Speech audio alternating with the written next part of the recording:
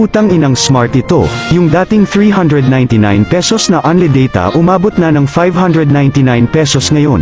Tang inang yan, nagtitipid nga ang tao kaya nagpapaload ng only data, tapos ito namang putang inang smart na ito every 2 months nagdadagdag ng 100. Putang ina, buti sana kung ako yung klase ng tao na palamunin lang sa bahay, yung puro cellphone lang ang alam sa buhay tapos magagalit pag naubusan ng ulam, kaso putang ina hindi ako ganon.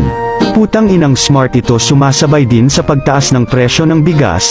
Itong smart na ito porket alam niya na parte na ng buhay ng tao ang internet, umaabuso naman.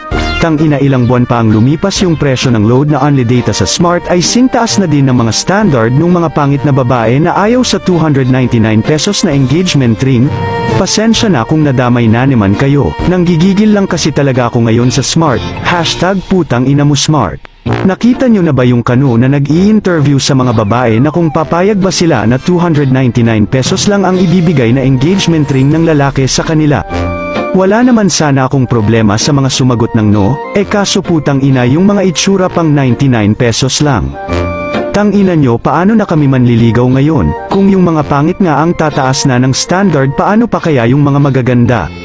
Oo, alam kong hindi ako gwapo, pero kung yung jowa ko kagaya sa inyo na hindi naman maganda pero yung standard ang taas, abado na lang ako sa maganda kahit na mataas ang standard, at least maganda, hindi sayang ang pera.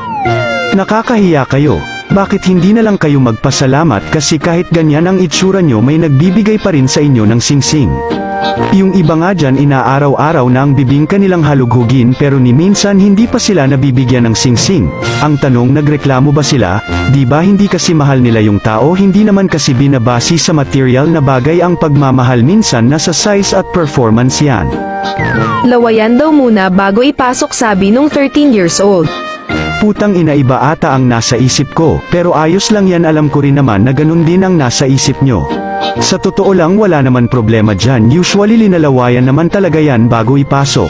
Kaso putang ina, 13 years old pa lang daw yung nagsabi, 13 years old pa lang tapos ganyan na mag-isip, so paano na pala pag nag 14 years old na yan? Ang sunod ng sasabihin yan sa'yo ay wag mo nang hugasan, ako na bahala maglinis niyan.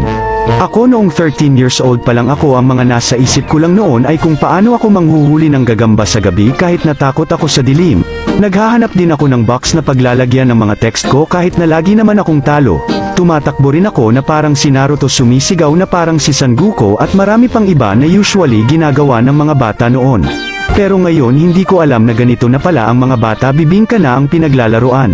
Huwag kayong magalit sa akin, pero alam nyo, sa palagay ko lang kasalanan ito ng mga guro na nagsasabing ang kabataan ang pag-asa ng bayan. Siguro naisip ng mga kabataan ngayon na dapat matuto na silang gumawa ng bata para mas lalong dumami ang pag-asa ng bayan. Paano ka maiintindihan? Masyadong bastos yung bunganga mo, hahaha, nonsense.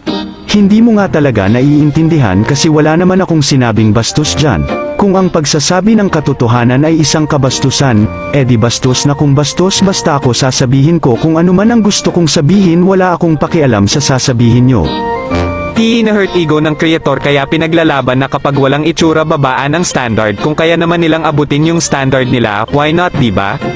Aabutin sa pamamagitan ng ano, ng pagmamahal, ng effort o ng ugali. Okay, pasok nga rin yan sa standard, pero hindi mo pa rin pwedeng alisin ang appearance sa standard.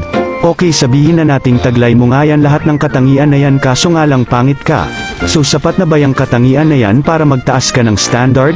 Alam mo bang lahat ng katangian na yan ay meron din ang mga magaganda? So ibig sabihin pala nun pantay-pantay na sila ng standard.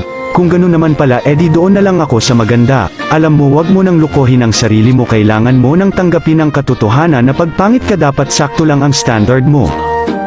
Di naman sa against ako sa'yo boss, may mga magaganda kasi na di ka respeto tapos sila din mataas ang standard.